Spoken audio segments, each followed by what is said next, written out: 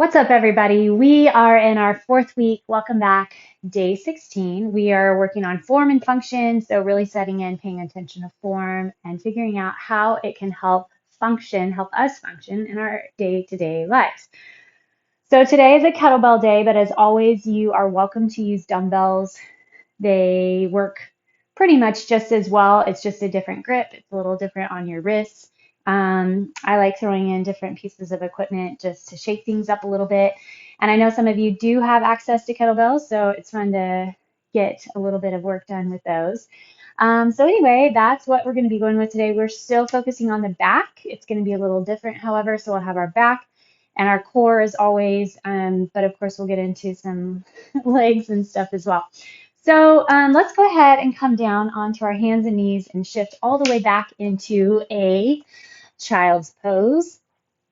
So I have several different weight selections that I'm going with today, and we'll kind of see how it goes. I have two 12-kilogram kettlebells, which are about 26 and change pounds, two 8-kilogram, which are almost 18, and one, what is this guy, like a 20-kilogram. So it's like 44, I think, or something, 42, something like that. A little over 40 pounds. So that's what I'm going to be using today. If you don't have access to kettlebells, as I said, then, just adjust and get your dumbbells, maybe two 20s, two 25s, two 15s, and whatever you like to swing. That's what I'm going to be using that big guy for. Stay on your hands and knees. Sorry, get my brain involved here. Spread those fingertips nice and wide, shoulders up over the wrists, knees are right underneath the hips. We're going to go through our cat-cow. I want to just make sure that the back is all geared up and ready to go, that the core is engaged. We'll hit a little bit of other core work before we start slinging the bells around. Tuck through that belly button. And then if you only have one kettlebell, you can totally make it work. So just one side sets is totally fine. Eventually I have two side sets, and some of the stuff I'll be using two weights for, but if you want to just half, 5 on one side, 5 on the other, or 10 and 10, having that asymmetric load where one side's loaded and one side is not is actually extremely effective and beneficial for building the core, building back awareness, keeping everything in alignment. So it's all still really good. All right, lengthen your hands out and go into your downward facing dog. Drive your hips up and back. Let's pedal through those feet. Bring those shoulder blades together. For anyone who did last week's finisher, the HIIT session, day 15, I am wondering if your obliques felt it as much as I did. Those 4 minutes each side definitely seem to add up. So repetitions, that's where I get sore still anymore nowadays. Okay, widen your feet just a little bit. If this doesn't work for you, stay in your down dog and just kind of set in. Flex through the back and the shoulders, that belly always strong. But take your right hand and reach it back toward your left ankle, and then your left hand and reach it back toward the right. So we want to try to keep the hips level and stable. And you should feel that core have to set in and support as you're reaching back side to side. So don't worry about your pace. Don't worry about your count. Just keep hitting this up for a second here. Already building a little heat because that core is strong, the back is strong. Feel my triceps grabbing, driving those heels down, get that stretch through the hamstrings. Try to find lengthening through the back. Okay, last one here. Okay, we're going to come on down. We're going to all do a bird dog together. We're going to go 10 on one side, 10 on the other, and then we're going to do a side hinge 2 rounds through. So extend your right arm and left leg. Whew. Extend, grab deep, and then exhale, tuck.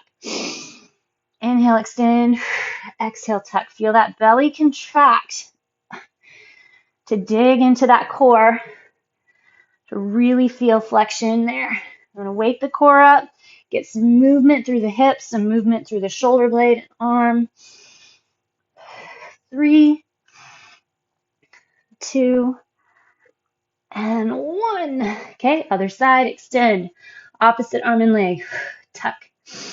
Work with your breath.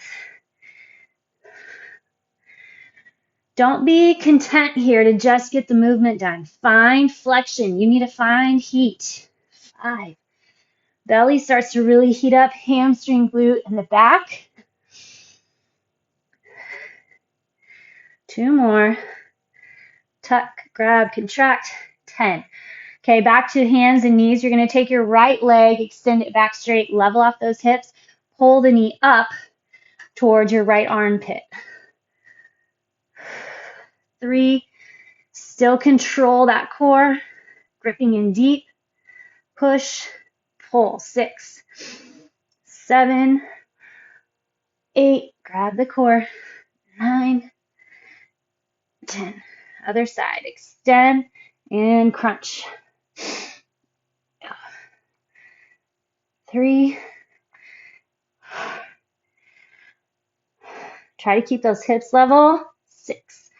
You can tell I'm kind of starting to slide out. Level it back off. 8, 9, 10. Back into your bird dog. Right arm, left leg. 10, 9, 8. Flex and grip and grab. 7, 6, 5, 4, 3. Super long stretch, then a big grab. Last one. Other side. Find traction between the hand and knee on the ground. Try not to lose your low back as you extend. So keep that core strong, the pelvis slightly tucked.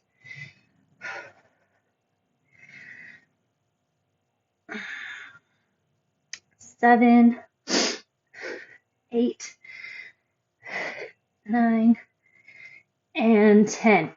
I have these things a lot of times for alternates. Go with that side crunch instead of planks. I want the rest of us to feel that this is still load. This is still work. Big, good flexion. Another option for grab through that core, waking it up, building in deep. Keep the front of the belly held strong as you pull with that oblique. 3, 2, 1. Other side. Flex that back leg. 2, 3, 5, 6. See how it feels any different if at all one side to the other. Figure out if you're compensating, adjusting. 9 and 10. All right, get back into that child's pose real quick. Reach forward. So the good thing here is just to get that really good stretch to the back, especially the low back. Long spine. Okay, coming up.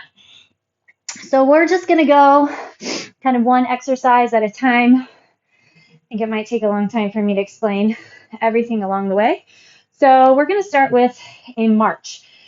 So grab your 1 or 2 kettlebells, kettlebells or dumbbells. Okay, and then you're going to bring them up. Keep core strong. If you're using kettlebells, grip tight through the horn, and then you need to turn your palm and wrist under. Okay, so find something a little heavy because already I can feel my core needing to set in. It's like I'm in a standing plank. Then you're going to march with me. So bring one knee up and then the other. That's 1. If you only have 1 kettlebell, you're holding one side. At 5, switch it up. 4, or you can switch the next round. 5. It's probably a better idea because I'm going to keep going. Strong abdomen. Keep the hips tucked right under shoulders. Feel the core, trunk, torso do the work to pull the knee. 1 more each side. 10. All right. We'll get rid of those. And we're going to go into our first swing. So depending on how you are with swings, you can go light. You can go no weight. Recommended is to stay heavy and dump reps. We're going to go for 20. The biggest deal is that you have to use momentum to get your swing. Okay, so your first swing is from the ground. whether your bell is light or not. Okay, if you can go ahead and stand up with your bell and start your first swing, please do not. You need to have correct form from the beginning. So that bell is hinging forward, hips are back, your back is flat. Grab the core, and then immediately I can feel my heels dig in, my glutes and hamstrings fire up. Belly locks, thrust the bell forward with the hips. 4, we're going to go to 20. 6, 7, lots of core. You have to use momentum and thrust. Keep that long back.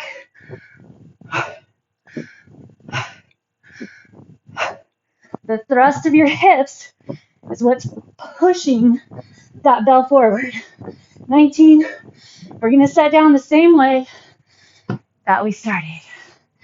All right, that felt good. Got me where I wanted. Okay, we are going to do a kneel to stand. So you're going to click your bells, same place you had them for your march. And then we're going to drop down, and then up and up.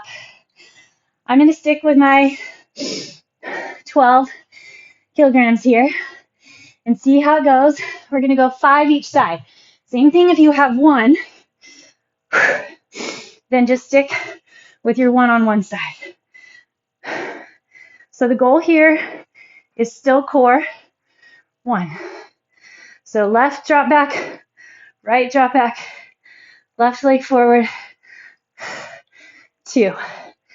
I have to definitely curl that back toe under to get up.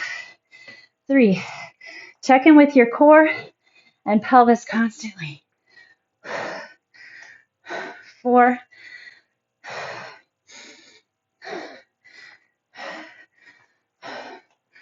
5. Now the right leg. Right, left, right. There's 1. Keep that belly button dragging back. 2. Line your knee with the toe on the front. 3.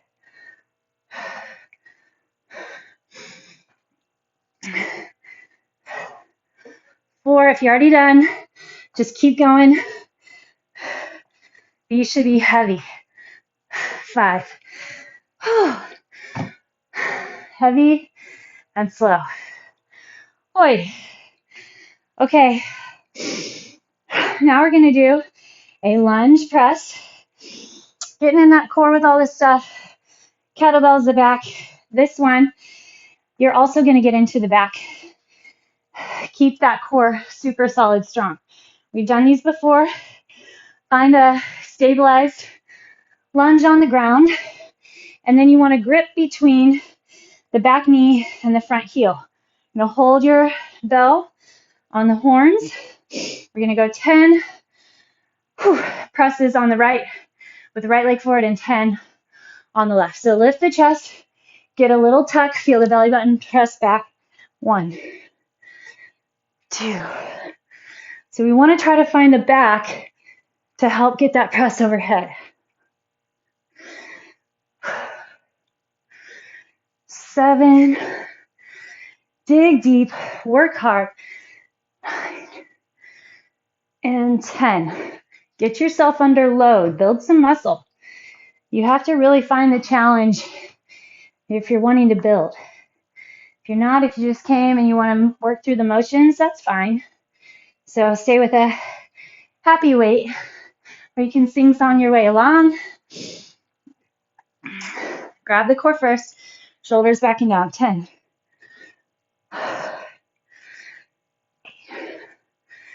7, keep those hips set. Push through the back. 5, 4, 3, 2, 1. Whew. Well done. All right, we're going to go back to our heavier weight. If you're using a dumbbell, same thing, just wrap your hands around the handle. We're going to be interlacing our hands basically right around the handle of your bell. It needs to be really heavy. We're going to do 20 of these. Contract tight across the core.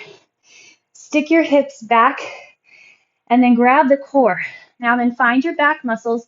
We want to pull the bell straight to the sternum, squeezing between the shoulder blades. 4. Check with the back, check with the core. Check with the back, check with the core. Remember, both directions of movement. We're watching our form. Hold strong. We need this for function.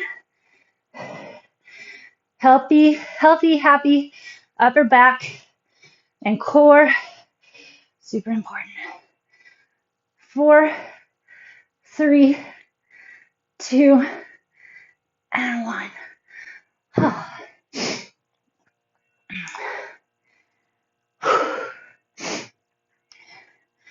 Good job. Feels heavy. That's what I wanted. I hope that's where you're finding too. Let's go a couple standing cat-cow. Back to our swing. If this swing isn't working for you, and until you can get some in-person instruction, you just want to let it go, it's fine. You can hit up a deadlift or a squat thrust. So deadlift, hold your bell, hinge forward, and drive up. Or your squat thrust is a burpee without the push-up. Or you can always go back to a bird dog. Okay, everybody else, here we go. Line it up. Belly strong. I still don't rush into these, even though I've done them a while. Doesn't really matter my weight. I want to get everything set. 1, 2, 3. You're finding that lock, butt lock, hip lock, the top of your swing. Squeeze your shoulder blades together.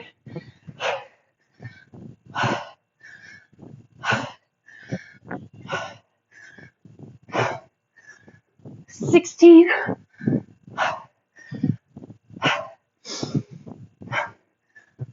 20. Whew.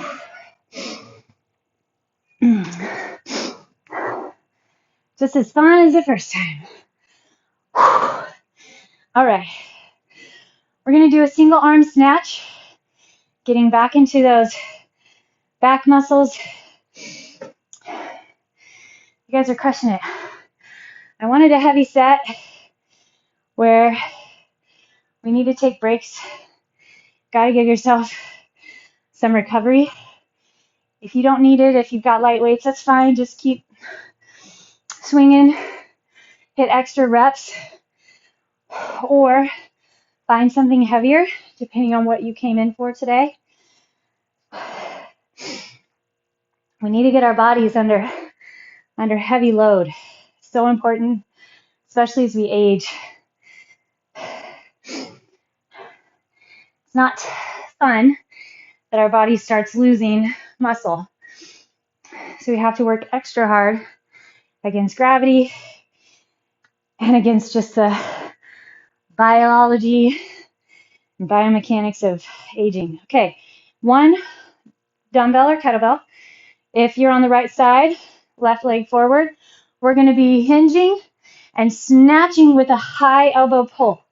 Hinge, snatch. So what's going to happen, core locks in, you're pulling with your serratus anterior muscle and the back, the lats, okay? So we're not going to touch the ground every time. Square off the hips. It's like a lawnmower, but way higher and a lot more momentum. Ready? Here we go. 1, 2, 3. Find the back. Elbow comes up and back. 7, 8, 9, 10. That one needs to feel a little heavy too. Lock in the core. Make sure you're nice and square. 1, with that pelvis. 3, 4, 5. The twist comes from the mid back. 9. Find that core. 10. Beautiful. Okay, now we're going to use those light ones for a high row. So usually if we do a dead row, we sit back and we row kind of deep and low. This time, I want us to come high and wide. Like you have a barbell, pulling those elbows up. Same as always when you're in a hinge. Sit on those heels, push your hips back, but feel the core flex. 10 here. 1, 2. Slow it down. We're not using that snatch like we just did. You want to pinch those shoulder blades together. Bring your elbows up just kind of right outside those shoulders. 7, 8, 9, 10.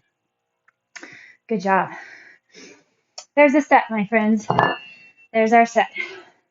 We're going to go another. Come back into your child's pose. We want to take a little bit of time to gear in. Hopefully you need it.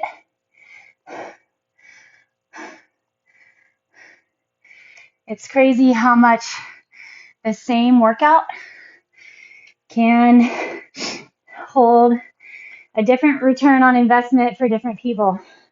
It's all about your output. I'll give you a good workout. I'll tell you what to do. I'll try to give good cues. But really it's up to you mentally connecting to the muscle to get your biggest return. Your body and you will find the easiest way to get where it's going unless you get that mentality out of your head. Set in, feel the flex, build the burn. All right, we're going to march first. So bring those bells up. If you held first for one side last time, go to your other side this time. Lots of core. Tuck in that low belly. Here we go. 1, 2, 3. Can you feel the core grab even on the way down? Build your ability to flex what you want, when you want, where you want. Trust me, you can. It'll take your training to the next level, better tone, better workout. It's like you're getting 2 workouts in one. Here's 10. All right. Swings are next. Back at 20. Belly strong, back long. Here we go. 3, 2, go. 3. Make sure you're not squatting too much. That bell's just pulling the chest down.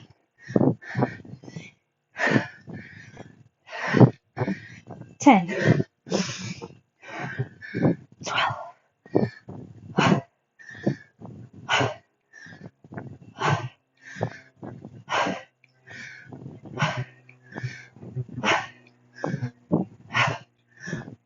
20.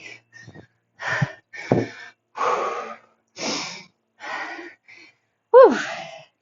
Beautiful.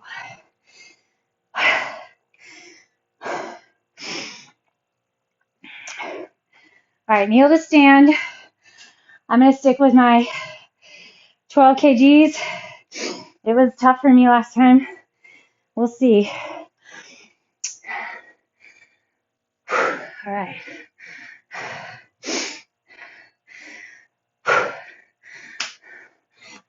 Get those bells up. I'm going to start right leg first. Right and left. If you had one side, remember that you can switch it to the other side this time. 3.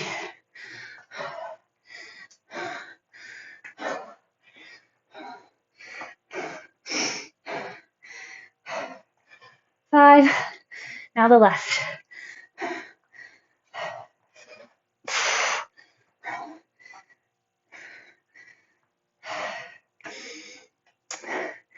2. Dig deep.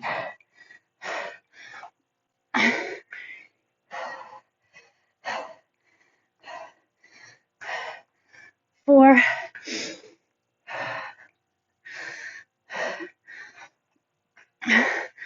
5.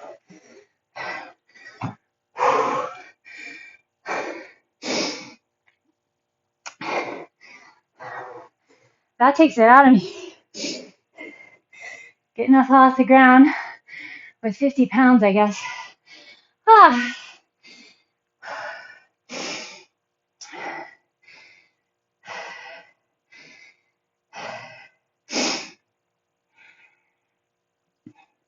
Okay, we're going to do our lunge and press.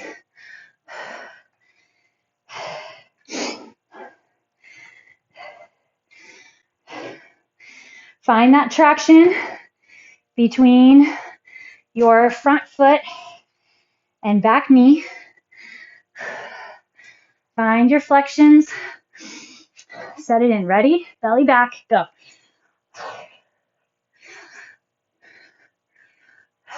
Find your back. Find your core. So, when I get quiet, that's when I'm trying to recruit. 9, 10. Trying to take my brain to the back, the belly. Why am I getting tired? Where am I getting tired? What's making my brain go and my body go, why isn't this over yet? So connect. Here we go.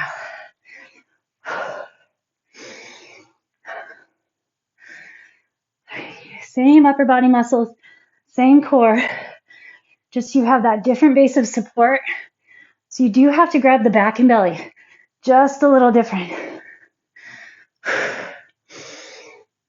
8, 9, come on, girl.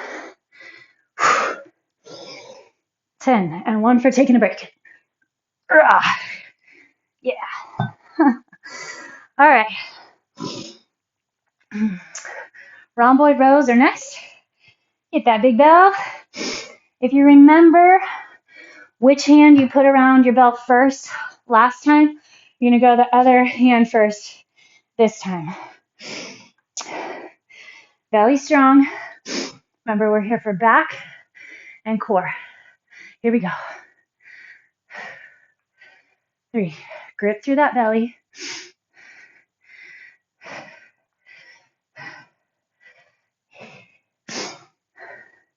Here's 10. Focus on those rhomboids, those muscles between your shoulder blades. Those are your posture muscles. And those are what keep your traps happy, your neck from grabbing. 9, 10. Ooh.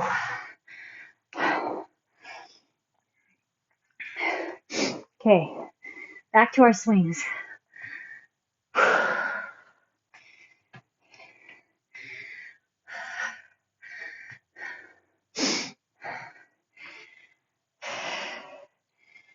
Take a little stretch over those legs.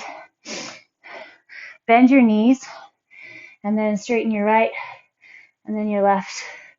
Right, slide those shoulder blades down. Keep that belly strong. Just let yourself recover a second. Okay, round through the back. Come up with a rounded back. This is a good way to check in with that low back. If it's pulling, your core is telling you that you're not using it enough. Your back has to have support from that core. All right, momentum and thrust through those hamstrings. Ready? Go. 1, 2.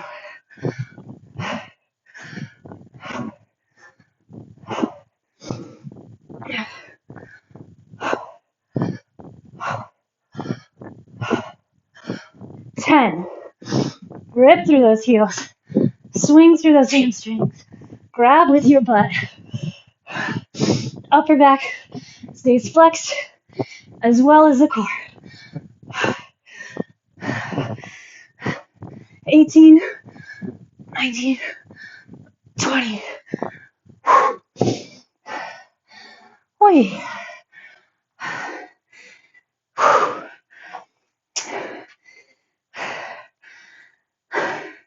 I don't know how people keep that going for minutes on end. Inspiring. Okay, swing. Now we're at our snatch. Scapula, kind of snatch.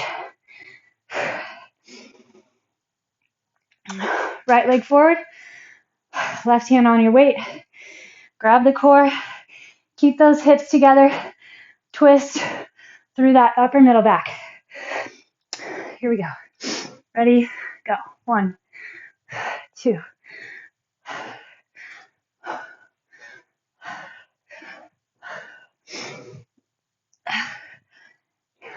9, 10. Focus on that back. 1. The muscle behind your armpit. Just a little hinge forward. Check in with your core. Pull your elbow up and back. 1 more. 10.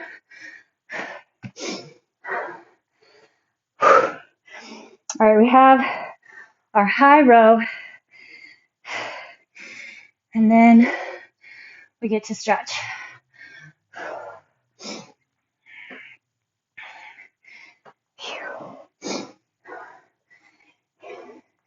Here we go. Hinge forward, belly firm. 1, 2. Both directions of the move.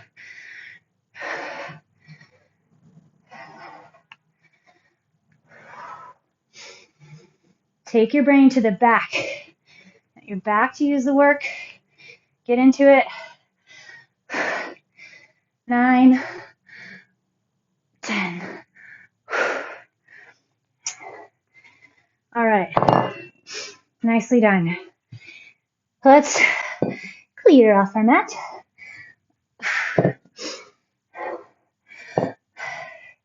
Lie on your back. Whew, great work. Still panting. Depending on what you want, if you have time, go through another round.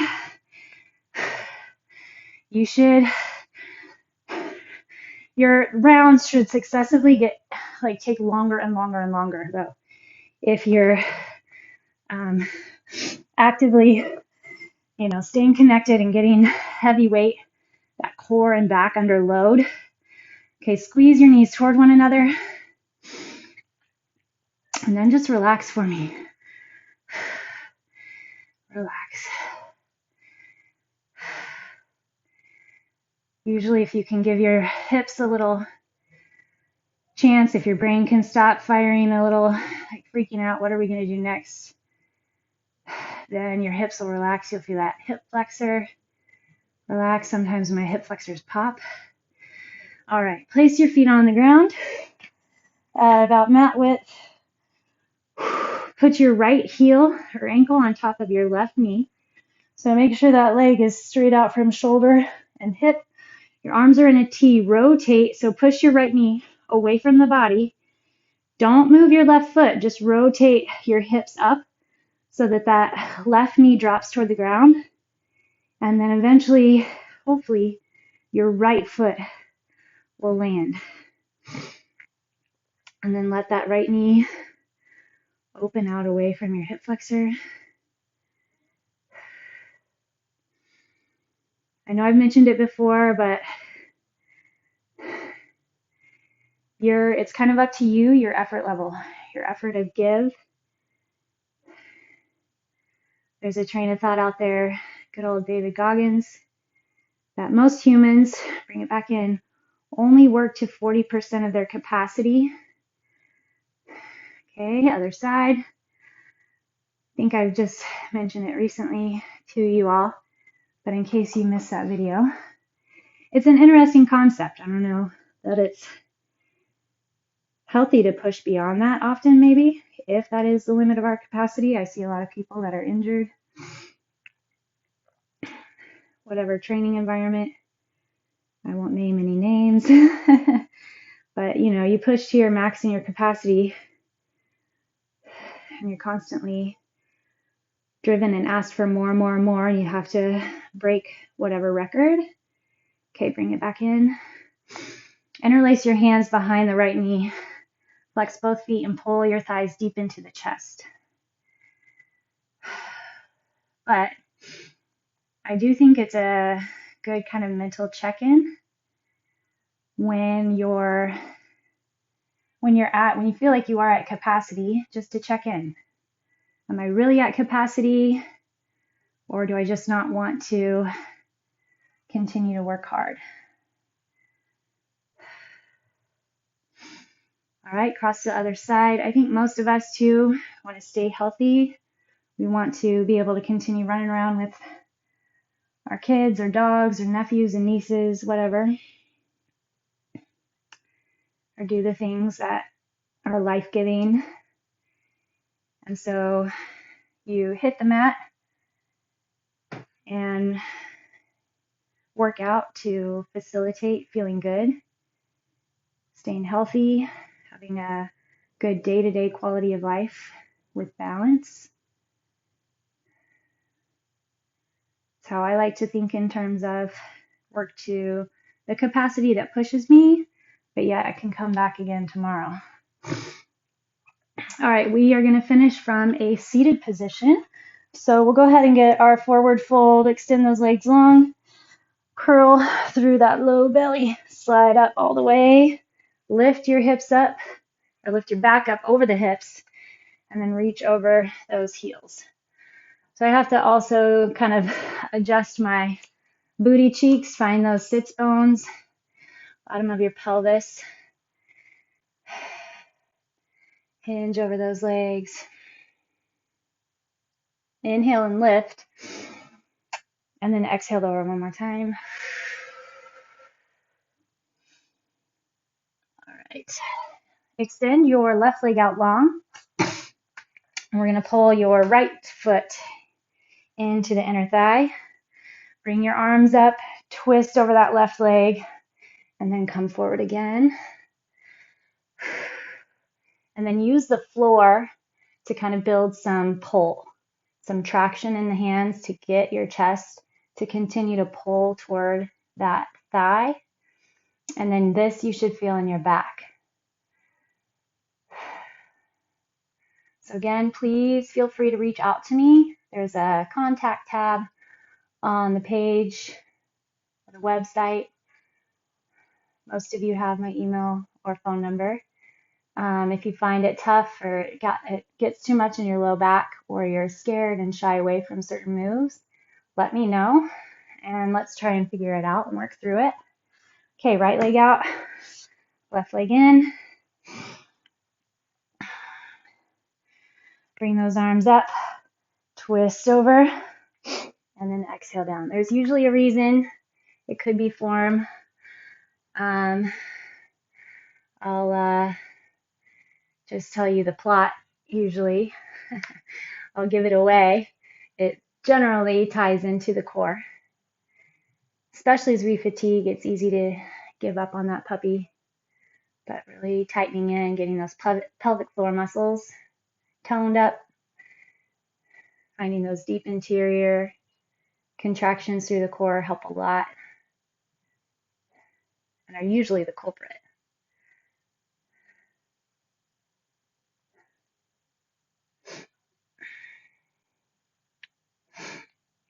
You can also reach out to me if you're ever interested in going further as far as stress management, sleep, healthier sleep, and nutrition.